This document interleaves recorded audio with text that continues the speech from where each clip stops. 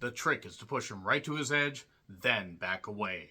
Femme was written and directed by Sam H. Freeman and Eun Chung Ping. I really hope I pronounced that last name correctly. They did a Femme short movie that came out a few years ago, and this is the feature-length adaptation, and it's playing in a select number of theaters, so check your local listings and adjust your plans accordingly. This stars Nathan Stewart Jarrett, who did not have to break a single guitar to draw a dime, did not have a glass eye, and did not have to work for Nick Goulas selling tickets out of a convenience store and working so hard traveling to Evansville and Louisville and Memphis and Lexington, Kentucky, and I've lost everybody that isn't a longtime wrestling fan, but not that kind of Jarrett. No, this is Nathan Stewart Jarrett, who plays Jules. It also goes under the drag name pseudonym of Aphrodite. And after a show where he's celebrating being himself, and by the way, I just want to say, before I dive too much further into the review, that if you have a problem with anybody in the LGBTQ community living as they are, fuck you, get the fuck off my goddamn channel. Look at that shirt, remember it, and if you're gonna be a bigot, you don't fucking belong in society. Adjust your goddamn behavior, you bigots. Anyway, speaking of bigots, unfortunately, Jules is the target of some bigots after a chance glance, shall we say, and a bit of a verbal spat back and forth with George McKay's Preston. He gets all fired up, and Jules is a victim of a hate crime that leaves him beaten up and really not dealing with it all that well. And look, let's be perfectly honest. When it comes to hate crimes, I don't care if it's race-related, sexual orientation related. Don't do it. Don't do it. Don't fucking do that. What the fuck is wrong with you guys? Stop hating people because they're a different skin tone or they're a different sexual orientation. If they're just a flat out asshole, sure, they deserve their comeuppance. But come on, stop getting upset at people for living as they are. Anyway, Jules is despondent, has a best friend, and this best friend also has a pseudo girlfriend or friend also. They live in a flat. This is set in the UK somewhere. I'm not actually sure if it's London or if it's in a subset of London. I'm actually not totally sure. And Jules is dealing with all this, dealing with, after 3 months, he ends up at a gay sauna that apparently exists. I was not aware of this because I'm not that aware of saunas and all that stuff and what subsets of saunas there are, but he happened to see this person that attacked him because he was in full drag, makeup, outfit, and all that. Preston, for whatever reason, doesn't recognize him. Jules is able to figure out where he lives, ends up starting a relationship that turns into a plot for revenge. And from there, we have a suspense-filled pseudo-romance that's kind of out of Lust Caution. Remember Lust Caution? This isn't quite as violent as that, but it's kind of close. There's no plot to assassinate somebody. Sorry, spoiler, Lust Caution did have that. But hey, it was a pretty well-made movie. Bit bizarre. I don't know if I'd watch it again, but this gave me vibes of Lust Caution. And now I said Lust Caution so many goddamn times that it's lost all meaning. So, yeah.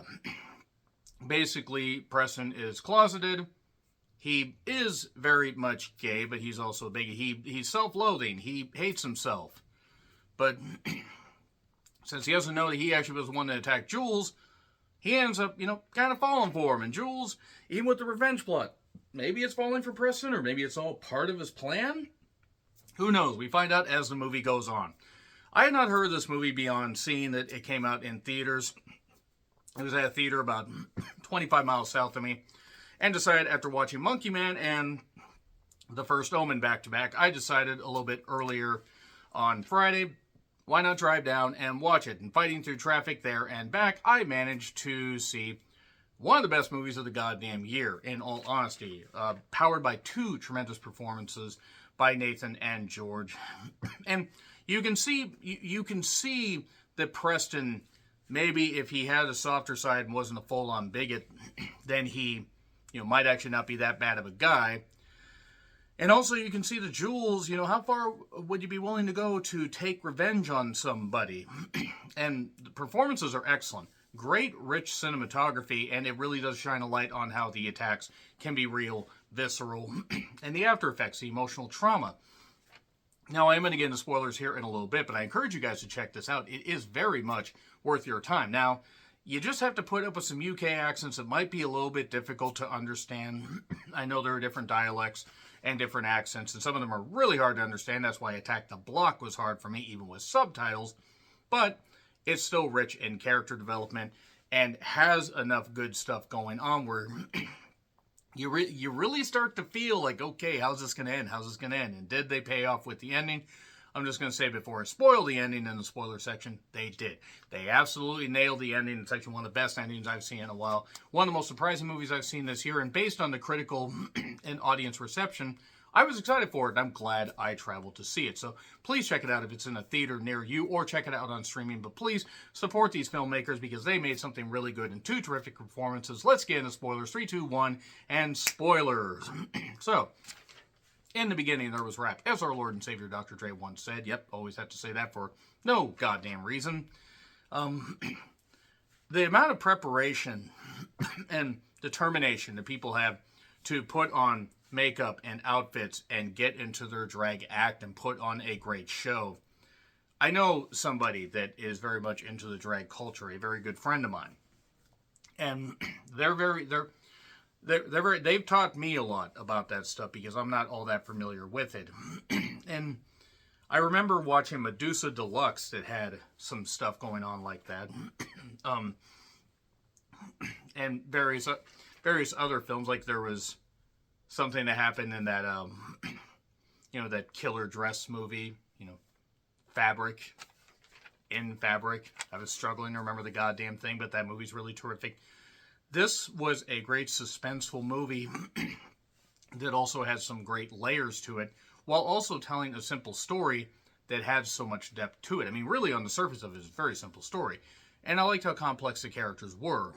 And I like how I was just so into it. Like, I didn't want the movie to end, but I knew it was going to have a satisfying payoff, or at least I hope so, and it did.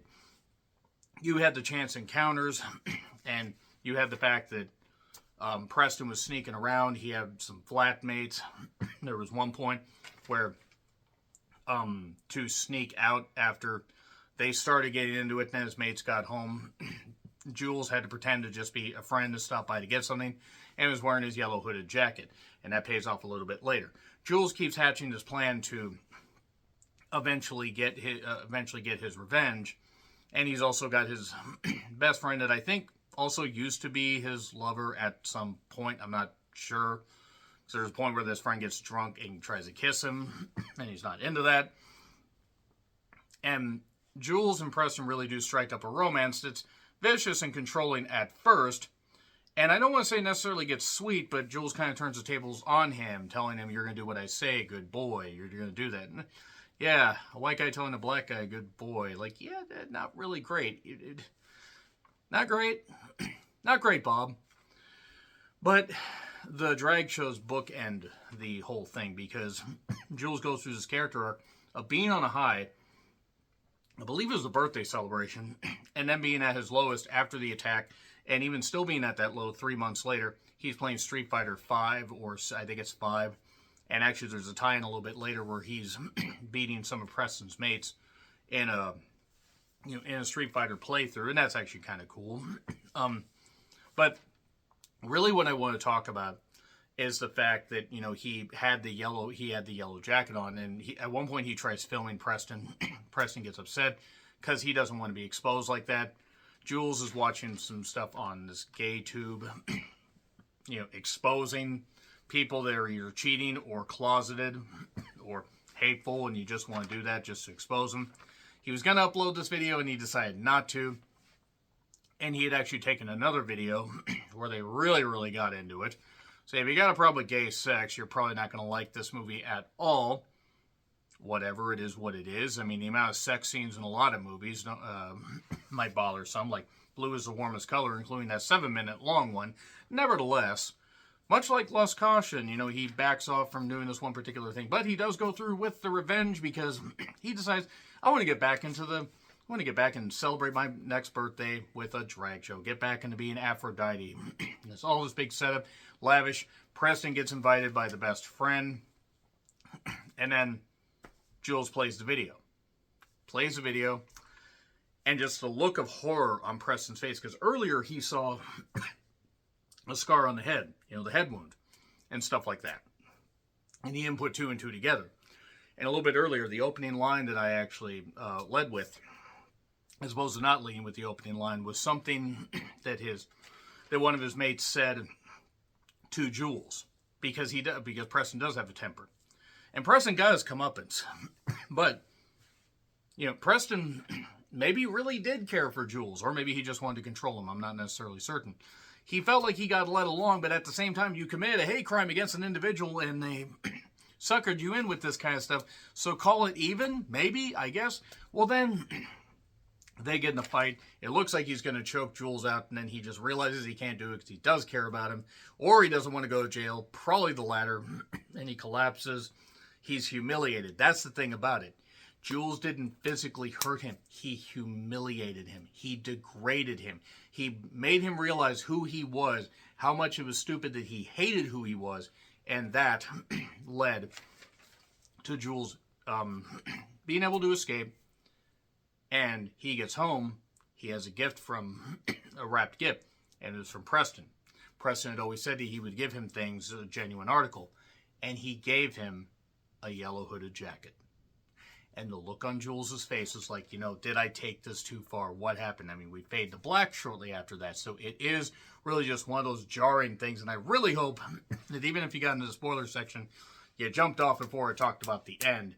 Because the impact and the look on my face was like, oh, that's one of the best endings I've seen in a while, because it's simple yet just meaty at the same time.